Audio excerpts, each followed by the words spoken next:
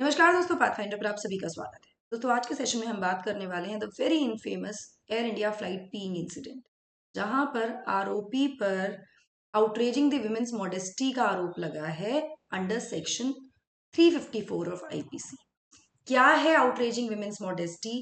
क्या इसमें प्रावधान दिए गए हैं?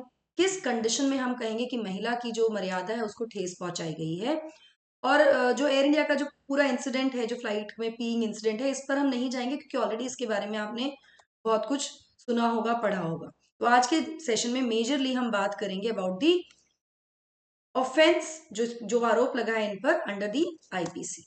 ठीक है, तो न्यूज देख लेते हैं। शंकर मिश्रा, ये वो आरोपी हैं, एयर इंडिया फ्लाइट के पैसेंजर हैं, जिन पर आरोप लगा है of urinating on women on board New York new Delhi flight, जो कि 26 नवंबर को थी लास्ट ईयर।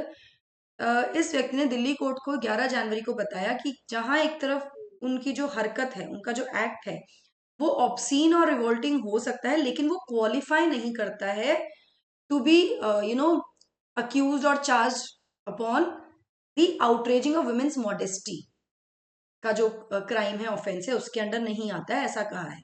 जहां एक तरफ कोर्ट ने इस ऑर्डर को रिजर्व कर दिया है अपने इस संबंध में, वहीं इनको बेल डिनाई कर दी गई है। ठीक है, जो कि यूजुअली कब किया जाता है? जब प्राइमा फेसी केस बन जाता है। इसी के बारे में और डिटेल में बात करेंगे, क्या है ये ऑफेंस, कौन कौन सी धारा है इसमें हमको पढ़नी जरूरी है, इन सब चीजों के बारे में बात करते हैं। बट बिफोर मूविंग फॉरवर्ड, आप मुझे फॉलो कर सकते हैं दोनों टेलीग्राम चैनल्स पर दोस्तों। For all my class update schedules and PDFs, Unacademy app पर भी आप मुझे फॉलो कर सकते हैं मेरी सभी special class and plus courses के लिए। एनरोल करने के लिए आपको सिर्फ मेरा कोड यूज करना है, NDLive10। Now the question can be why Unacademy. देखिए, अनअकैडमी से जुड़ने के ना बहुत सारे फायदे हैं, जैसे आपको वाइडेस्ट चॉइस ऑफ एजुकेटर्स मिलती है, फ्लेक्सिबिलिटी मिलती है अपने कोर्स को चेंज करने की, अनलिमिटेड व्यूज मिलते हैं लेक्चर्स पे, dedicated doubt solving sessions along with results. इस तरह के बहुत सारे बेनिफिट्स मिलते हैं। और एक और रीजन है टू ज्वाइन अनअकैडमी, क्योंकि अभी आज आखिरी दिन है जब आप फ्री एक्सटेंशन ले सकते हैं अप टू 12 मंथ्स, मतलब 1 साल का आपको एक्सटेंशन मिल सकता है आपके सब्सक्रिप्शन पर। आपको सिर्फ मेरा कोड यूज करना है, NDLive10, to avail the benefit. Now subscription plus iconic combo option, कोई भी सब्सक्रिप्शन लेने के लिए आपको सिर्फ मेरा कोड यूज करना है। कोड यूज करने का बेनिफिट क्या? देखिए, ये प्राइस नहीं देना आपको, ये प्राइस देना अगर आप मेरा कोड यूज करते हैं तो। You can see the difference in the price.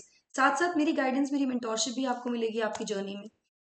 चलिए अब समझते हैं इस केस के बारे में। तो क्या क्राइम होता है of outraging the modesty of a woman? महिला की मर्यादा को ठेस पहुंचाने का क्राइम एक्चुअली क्या है? तो अंडर आईपीसी जो ये क्राइम है, outraging of the modesty of a woman, ये एक पनिशेबल ऑफेंस है। आईपीसी की धारा 354 में प्रिस्क्राइब किया गया है इस क्राइम के लिए या तो jail of up to 5 years jail term हो सकता है, उसको मतलब जेल में भेजा जा सकता है 5 साल तक के लिए फाइन के साथ, या फिर दोनों ही हो सकते हैं। जो सेक्शन था वो ओरिजिनली क्या बोलता था? सेक्शन ओरिजिनली कहता था कि असॉल्ट और क्रिमिनल फोर्स, या तो असॉल्ट हुआ हो या क्रिमिनल फोर्स यूज की गई किसी महिला के अगेंस्ट, उसमें जो उद्देश्य है, इंटेंशन है, वो उसकी मॉडेस्टी को हार्म पहुंचाने की है, हानि पहुंचाने की है। यानी कोई भी व्यक्ति जो असॉल्ट करता है या क्रिमिनल फोर्स का इस्तेमाल करता है किसी महिला के विरुद्ध, इंटेंडिंग टू आउटरीच, मतलब उसको जानबूझकर ऐसा वो कर रहा है उसको ठेस पहुंचाने के लिए, और वो जानता है कि ऐसा होगा उसके एक्ट से, तो यहाँ पर उम्मीद, ये मतलब ये ऑब्वियसली हो गया कि उसको जानबूझकर कर रहा है, उसको ये पता है कि उसकी जो एक्ट है उससे ऐसा होगा, तो that person is outraging her modesty. उसको पनिशमेंट दिया जाएगा, उसमें सजा हो सकती है उसको अकॉर्डिंग टू द टर्म, जो कि 2 साल तक जा सकती है फाइन के साथ, या दोनों ही हो सकते हैं। तो ओरिजिनली ऐसा था, लेकिन 2013 में सेक्शन 354 में संशोधन किया गया और अब पनिशमेंट को और ज्यादा स्ट्रिंजेंट और स्ट्रिक्ट बना दिया गया है। नाउ सेंटेंस को बदल के क्या कर दिया गया था कि 1 साल से कम नहीं हो सकता, और कम से कम मतलब 5 साल तक ये जा सकता है, कम से कम 1 साल अप टू 5 years, तो और ज्यादा स्ट्रिक्ट कर दिया है इस पनिशमेंट को। ना इंग्रेडिएंट्स क्या है इस ऑफेंस के अंडर दिस सेक्शन 354?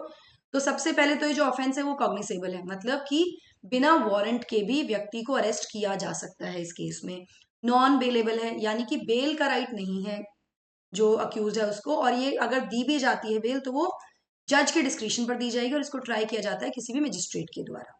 ना यहाँ पे वर्ड असॉल्ट और क्रिमिनल फोर्स का इस्तेमाल हुआ है 354 में इस सेक्शन के अंडर, तो इनको आईपीसी में अलग से डिफाइन किया गया है under section 351 and 350 of IPC. 351 देख लेते हैं। तो आर्टिकल 351 कहता है कि कोई भी व्यक्ति जो ऐसे जेस्चर बना रहा है उसके जेस्चर से, या फिर वो प्रिपेयर कर रहा है उसका मतलब जानबूझकर, और वो जानता है कि उसका जो एक्ट है, एक्शन है, या उसका जो जेस्चर है, या उसकी जो प्रिपरेशन है, जेस्चर या प्रिपरेशन जो है वो किसी भी व्यक्ति को हानि पहुंचा सकती है, एप्रीहेंड कर सकती है। Present to apprehend that he who makes a gesture और preparation is about to use criminal force. वो ऐसा कर रहा है तो वो क्रिमिनल फोर्स का इस्तेमाल करने वाला है किसी व्यक्ति के विरुद्ध, उसको कहा जाएगा कि वो कमिट कर रहा है असॉल्ट। ठीक है। वहीं सेक्शन 350 कहता है कि कोई भी व्यक्ति जो इंटेंशनली फोर्स का इस्तेमाल करता है किसी व्यक्ति के विरुद्ध बिना उस व्यक्ति की कंसेंट के एक ऑफेंस कमिट करने के लिए, या फिर वो जानबूझकर ऐसी फोर्स का इस्तेमाल कर रहा है और जानता है कि उस फोर्स के इस्तेमाल करने से इंजरी होगी दूसरे व्यक्ति को, या डरेगा वो, या अनॉयंस होगा व्यक्ति को जिस पर ये फोर्स यूज की जा रही है, तो कहा जाता है कि यूज ऑफ क्रिमिनल फोर्स।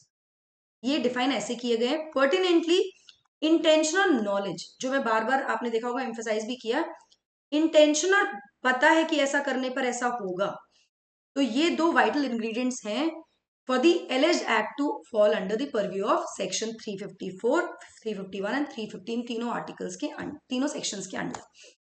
ठीक है ना। अगर कोई ऑफेंस इससे थोड़े कम सिवियर हैं तो वो आते हैं सेक्शन 509 के परव्यू में ऑफ आईपीसी, जो कि डील करते हैं with word, gestures and act intended to insult the modesty of women. 509 में क्या आएगा? शब्दों का इस्तेमाल, कोई जेस्चर या कोई एक्ट जिसका उद्देश्य किसी महिला की मर्यादा को इंसल्ट करना है।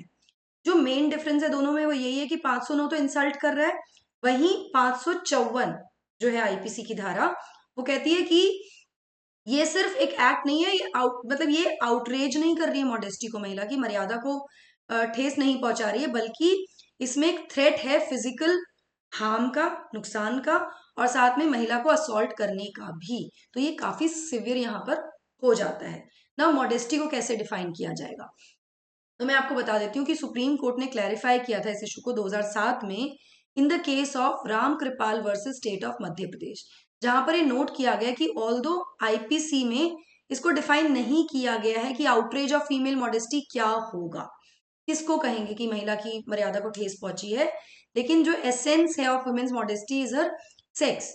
यहाँ पर ये कहा गया कि भाई उसकी जो बेसिकली उसकी महिला है इसलिए उसके साथ ऐसा हो रहा है यहाँ पर। Now what constitute an outrage to female modesty is nowhere defined in IPC. IPC में इसको डिफाइन नहीं किया गया है। तो एसेंस जो है महिला की मॉडेस्टी की, इसका उसका सेक्स है कि वो एक महिला है, तो कल्पेबल इंटेंशन जो होगी अक्यूज की वो क्रक्स है ऑफ दैट मैटर। मतलब the reaction of women is very relevant in this case कि महिला कैसे रिएक्ट कर रही है, but the absence is not always decisive कि अगर महिला इस पर कोई रिएक्शन नहीं दे रही तो इसका मतलब कोई डिसीजन नहीं होगा। कोर्ट ने यहाँ पर किया, यहाँ पर मॉडेस्टी को एक वर्च्यू की तरह लिया गया जो अटैच होती है महिला के लिए, महिला के साथ, क्योंकि she is a female. Court ने कहा कि कुछ एग्जाम्पल दिए, जैसे कि कोई act of pulling a women, किसी महिला को खींचना, उसकी साड़ी को निकालना, coupled with request for sexual intercourse, उससे मतलब फिजिकल इंटरेक्शन के लिए उसको रिक्वेस्ट करना, ठीक है, विद द नॉलेज कि उसकी मॉडेस्टी आउटरेज होगी, उसकी मर्यादा को ठेस पहुंचेगी। ये काफी सफिशिएंट है कॉन्स्टिट्यूट करने के लिए कि ऑफेंस है विदाउट एनी डेलिबरेट इंटेंशन, बिना डेलिबरेट इंटेंशन के भी। ठीक है। नाउ जो शंकर मिश्रा है, जो अक्यूज है, आरोपी है, उसका क्या आर्ग्यूमेंट है, तो यहाँ पर आर्ग्यू करते हुए मिश्रा की बेल पर मेट्रोपॉलिटन मजिस्ट्रेट कोमल गर्ग के सामने जो लॉयर हैं मिश्रा के, मनु शर्मा, उन्होंने कोर्ट को कहा कि आईपीसी का सेक्शन 354 जो है वो इस केस में नहीं लगता है, क्योंकि इस पूरे केस में कहीं भी कोई ड्राइविंग इंटेंट नहीं थी मिश्रा के एक्ट के पीछे, जिसकी वजह से इनको बुक किया जाए अंडर दिस सेक्शन। तो अक्यूज के लॉयर ने ये भी कहा कि जो एज है, क्योंकि हमने कहा ना महिला का महिला होना ऐसा देखा गया, तो इन्होंने कहा कि एज भी कंसिडर की जानी चाहिए इस केस में, क्योंकि जो कंप्लेनेंट है, जो मतलब जिन्होंने कंप्लेन की है, जो महिला है वो 72 साल की है और जो आरोपी है वो 54 साल का है, तो यहाँ पर कहीं से भी कोई सेक्सुअल डिजायर नहीं थी ऐसा करने के पीछे मिश्रा के पार्ट में, ये यहाँ पर कहा गया है। जो मिश्रा की बेल एप्लीकेशन है उसमें ये कहा गया है कि जो एयर इंडिया क्रू है उसने उनको उठाकर बताया कि तुमने क्या किया है, एंड इससे पता लगता है कि उनको पता ही नहीं था कि वो क्या कर रहे हैं, विच अगेन नो नॉलेज। तो ही सेड कंप्लेन में मतलब बेल एप्लीकेशन में कहा कि उसको नॉलेज ही नहीं थी उसने क्या किया, जो कि रिक्वायरमेंट है सेक्शन 354 के अंडर आईपीसी के।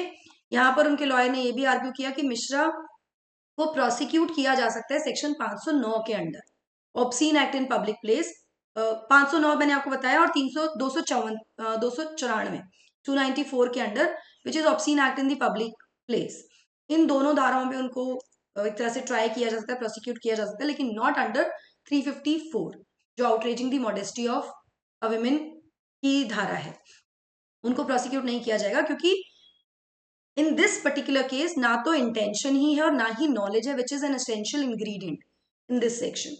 सो I leave it up to you. आप मुझे बताइए कि आपको क्या लगता है कि किस सेक्शन के अंडर आईपीसी के मिश्रा को ट्राई किया जाना चाहिए इन दिस एक्ट और what he did.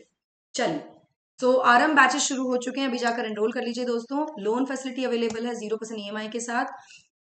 Test preparation के लिए आपको टेस्ट सीरीज मिल रही है at a very nominal price. आपको सिर्फ मेरा कोड यूज करना है ND life time to avail the benefit.